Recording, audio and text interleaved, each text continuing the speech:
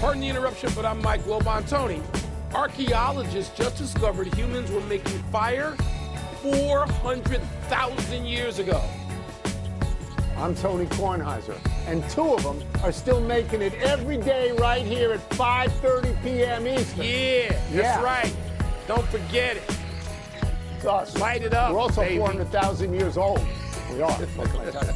Welcome to PTI, boys and girls. In today's episode, Michigan fires Sherrone Moore, Pete Alonso goes to the Orioles, and Steve Young joins us for 5 good minutes. But we begin today with a look at the long range of the NFL. Last year's Super Bowl teams, Philadelphia and Kansas City, are struggling. The Eagles have lost 3 in a row, and the Chiefs are all but underwater at 6 and 7. So with the Chiefs all but out and the Eagles spiraling, Wilbon, which are your Super Bowl teams right now? Well, Tony, a couple of weeks ago, even particularly, I was more than that after the trade deadline. I told you I thought Seattle had the best team in the NFC, and I'm going to stick with that. You know, I know they got another game coming up with the Rams. That's going to be hugely important. And that division is so hard with the 49ers, Rams, and Seahawks.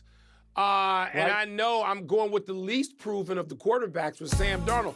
But I'm going to go with Seattle in the NFC. And, Tony, this week's game between the Patriots and Bills in the AFC will really make the determination. But since you're asking me like 3 days early who I'm taking, I'm going to take Buffalo.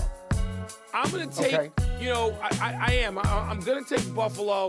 I know the window's closing on them. I don't think they have as many offensive weapons as they perhaps need that great MVP quarterback to be. And Josh is going to have to be MVP again maybe this week and maybe 3 of the last 4. I'm taking a flyer, but I'm taking Buffalo in the AFC where it's muddier to me over New England. They'll have a rematch in the AFC Championship game, but Seattle. Don't get me started on the Bears. You know, I want to take them, but I'm not going to be crazy. Seattle in the NFC. This is a very hard question for me to answer because I do not have the WPI, the Wilbon Power Index, in front of me, and I do not participate in a confidence pool every single week. So I'll just babble for a while. You and I are both agreed that there is not a great team in the NFL yet. And you and I are both agreed that every time we say somebody's good, they lose within the next week. Like Detroit lost early, the Packers lost early, and the Chargers began to lose. Buffalo, Colts are losing all the time. Buffalo started losing, Philly. and the Rams and Seattle have lost within the last couple of weeks. All right, the top of the AFC right now are the Patriots, the Broncos, the Jaguars, and the Texans. Like, do we trust them? 2 of them are on real turnarounds. The Jaguars and the Patriots are on real turnarounds. You know, Houston has a great defense, but not much of an offense. They don't score. Not really much of an offense. No. You know, so I don't know about that. And you mentioned the Buffalo game against New England. I don't know who's going to win that. I agree with you about the West. I agree that, you know, San Francisco and Seattle and the Rams are at the top. So I'm going to go this. But I don't know, like Detroit could beat the Rams this week. I will say I will agree with you on Buffalo, and I'll go with the neighboring team in the conference. I will say the Rams, because I don't trust the young quarterbacks in their 2nd and 3rd years to get there. I don't. That's Let's reasonable. move. Let's move to the NBA and the great run the Oklahoma City Thunder are on as they attempt to defend their championship. They're 23-1, which conjures up visions of the Warriors from 2015 when they started 24-0 and ultimately won a record 73 games. Tonight, Oklahoma City plays Phoenix in the quarterfinals of the NBA Cup. Wilbon, you were adamant that the Thunder would not repeat as NBA champions. Are you still feeling that way? No, not today I'm not.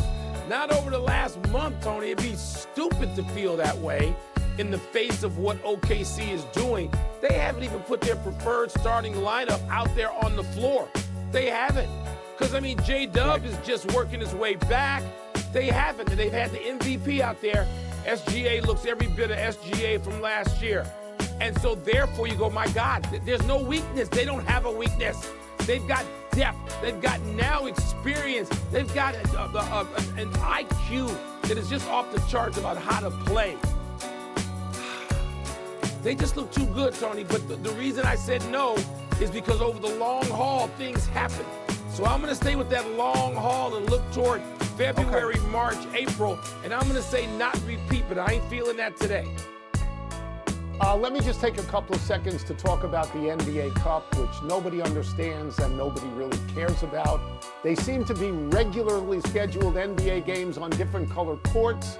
I like the different color courts. They should go to them all the time. But in terms of the Cup, what is the goal, what is the aim, and how does it end? I don't really think anybody knows or anybody cares. Today, for example, on this network, this morning, was a graphic that said, and I'm quoting here, Orlando makes the NBA Cup semifinals for the first time. Like this is the Final Four. This is the third time they've had this cup. There's 25 teams that haven't made the semifinals. All right, Oklahoma City, I'll be very brief. They're really good. They're still really young, and they play really hard. They got to go 50-8 from now to match the Warriors. They went 50-8 last year. Over a 2-year span, they went 52-6. They're really good, and they're not jaded. They don't want to get off the court and go to dinner. They want to win. So I like them right now. Good point. They're not jaded, Tone. That's an important point. No, they're not. They seem enthused about this, not cynics. That's a point in their favor. Real important. I may wind up backing down yet. And now, to a big comeback in college hoops last night. 10th ranked Brigham Young was down 22 to Clemson at Madison Square Garden, the world's most famous arena last night.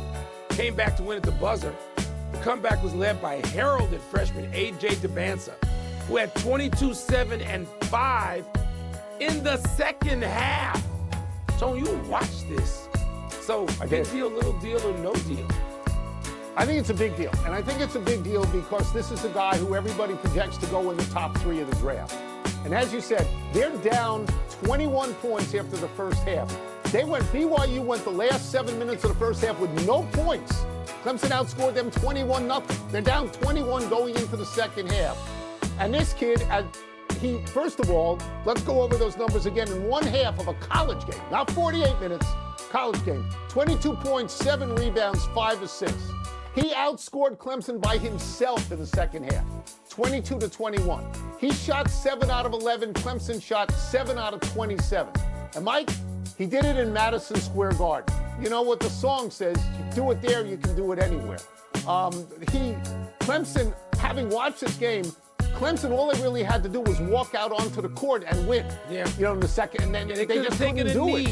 If you watch their offense, they just dribbled around the perimeter of the three-point line for 15 to 22 seconds, and they didn't get very many shots where you'd say that was a good shot, and this kid overwhelmed them. He did. I'm gonna go to a comparison that is blasphemous.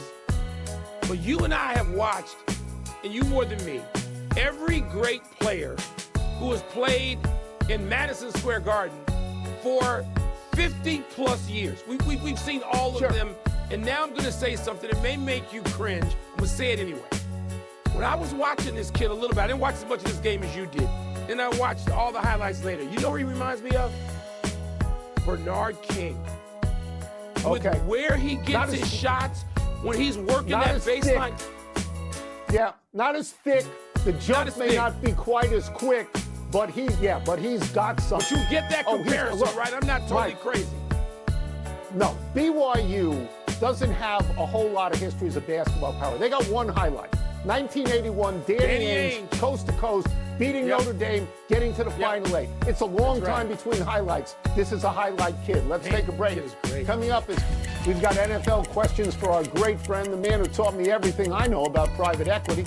Hall of Fame quarterback Steve Young, and we have to begin with Philip Rivers. We have to. Philip Rivers said today, this is a direct quote, it's one of those deals where a door opens and you either walk through it and find out if you can do it or you run from it, unquote. If a team had called you, Steve, years after you retired, and for all I know, maybe one did, how would you weigh that decision?